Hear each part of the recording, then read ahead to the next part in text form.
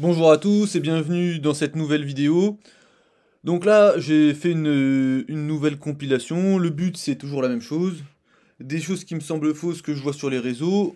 On voit pourquoi on analyse et toujours on amène des références scientifiques et même parfois on essaie d'aller un peu plus loin dans le raisonnement.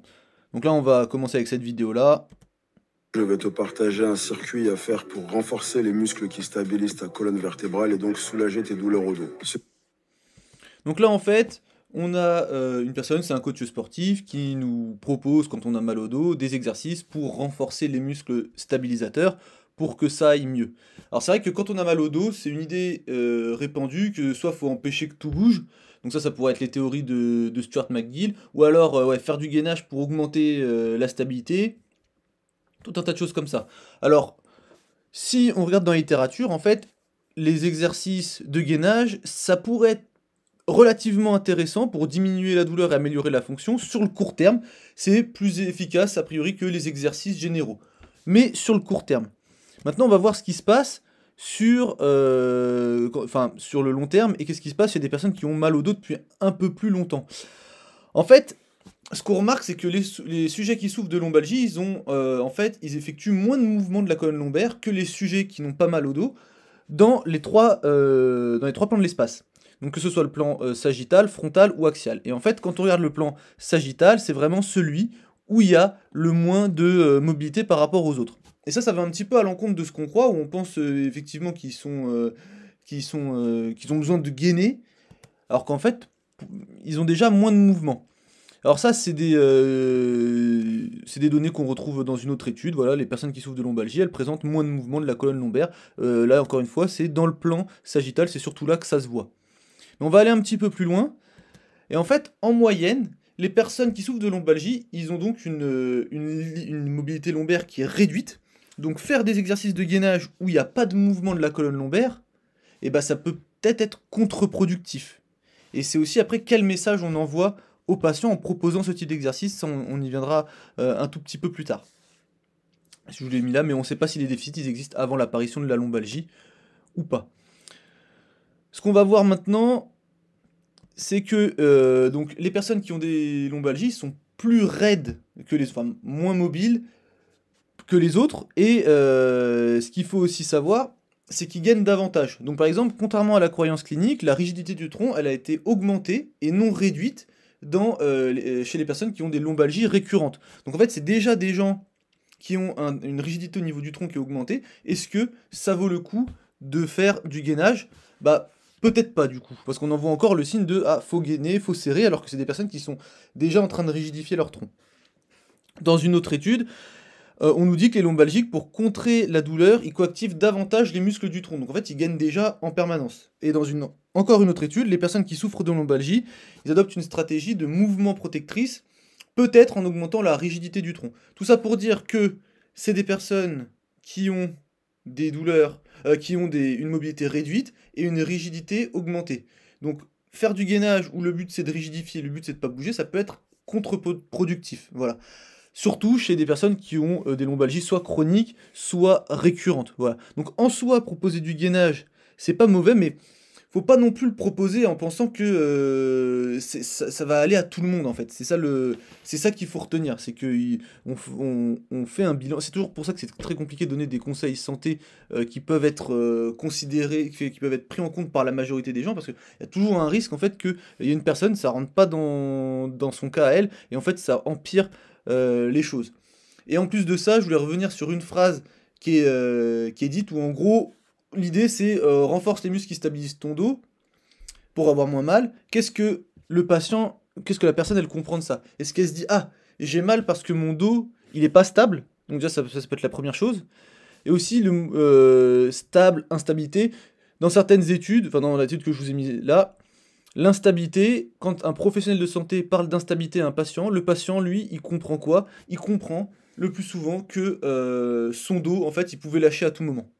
Et donc on comprend que, pareil, voilà, ça peut entraîner ça peut maintenir certaines croyances, voilà. On va passer à la suite maintenant. Alors, là, on va passer à la deuxième vidéo. par notre mode de vie favorisé par rapport à d'autres. Le psoas, par exemple, on le travaille quasiment jamais parce que le fait qu'on soit tout le temps assis le met trop en sollicitation. Alors là, il y a plusieurs choses qui vont me poser problème dans ce court extrait. Déjà, en fait, on maintient l'idée qu'il y a des muscles qu'il faut renforcer, des muscles qu'il faut pas renforcer. Le psoas, faut pas le renforcer. Le trapèze supérieur, faut pas le renforcer. C'est des muscles, il faut les étirer, il faut les détendre, il faut les relâcher. Ça a pas trop de sens. Pourquoi il y a des muscles, on a le droit de les travailler, d'autres non. Une autre chose, alors si vous voulez, je vous ai mis une référence ici, c'est pas une référence scientifique, c'est un article de blog écrit par un physio anglais, très intéressant sur le trapèze supérieur. Et voilà, c'est un peu le même raisonnement qu'on peut avoir sur le psoas. Le psoas, il est responsable un peu de tout, le mal de dos et tout ça. Donc d'un, c'est faux.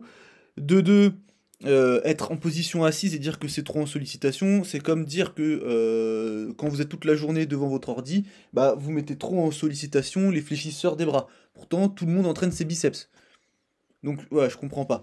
Et ensuite, là, je vous ai mis des références sur. Donc la première, c'est qui montre que chez les coureurs de longue distance, bah, faire du renforcement spécifique du psoas, bah, ça peut être intéressant dans le cadre de la performance.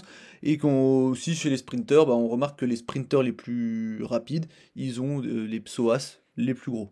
Voilà. Donc, Si jamais vous faites Donc là, étant donné que j'ai les jambes complètement tendues et que j'ai le corps comme ça, un peu à 90 degrés, un peu comme sur la machine Donkey, j'ai vraiment les muscles jumeaux qui sont complètement étirés.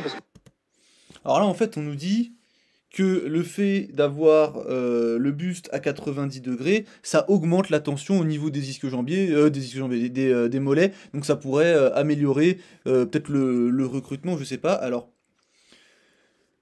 quand on est sur une presse ou sur une machine donkey où en gros on va avoir une flexion dorsale de cheville et les hanches à 90 degrés, effectivement ça va plus tirer à l'arrière du genou, mais c'est pas parce qu'on étire plus les mollets. Les mollets ne s'insèrent pas sur le bassin, donc la position de la hanche n'influe pas du tout sur l'étirement des mollets. Donc, là, c'est une erreur d'anatomie, c'est ne pas comprendre en fait l'anatomie, hein. On peut pas étirer un muscle en mobilisant une articulation qu'il ne traverse pas. Par contre, dans cette position-là, ce que vous sentez davantage, c'est peut-être plutôt le nerf sciatique. Effectivement, lui, il part du rachis lombaire, il y a le nerf sciatique, et il traverse l'arrière de la jambe, après, bon, il se divise au niveau du genou, mais grosso modo, il part du bas du dos jusqu'au bout du pied. Et lui, effectivement, il traverse donc toutes les articulations, et lui, en fonction de la position de la cheville, en fonction de la position du genou, en fonction de la position de la hanche, vous allez pouvoir mettre plus ou moins de tension dedans. Et même en mettant plus ou moins de flexion lombaire, plus ou moins de flexion au niveau du cou aussi, lui, en fait, on va pouvoir augmenter l'étirement de cette structure-là. Et en fait, quand vous êtes sur une machine donkey ou sur une presse à cuisse et que vous avez une flexion de hanche et que ça tire plus derrière les genoux, c'est le nerf sciatique que vous étirez. C'est un test qu'on utilise aussi pour savoir si effectivement on a une douleur du nerf sciatique, une douleur nociceptive du nerf sciatique, c'est les tests de provocation, de mise en tension, les tests neurodynamiques. Voilà, c'est un test qu'on utilise. Ensuite, alors quand j'avais mis ça sur Instagram, il y avait certaines personnes qui m'avaient dit oui, mais est-ce que ça peut pas être les fascias qui tirent? Alors, on va faire un petit rappel sur les fascias. Donc là, j'ai mis l'anatomie du mollet, hein. Donc le mollet, il passe donc, au niveau gastrocnémien médial et latéral, il traverse l'articulation du genou, donc aucun rapport avec la hanche.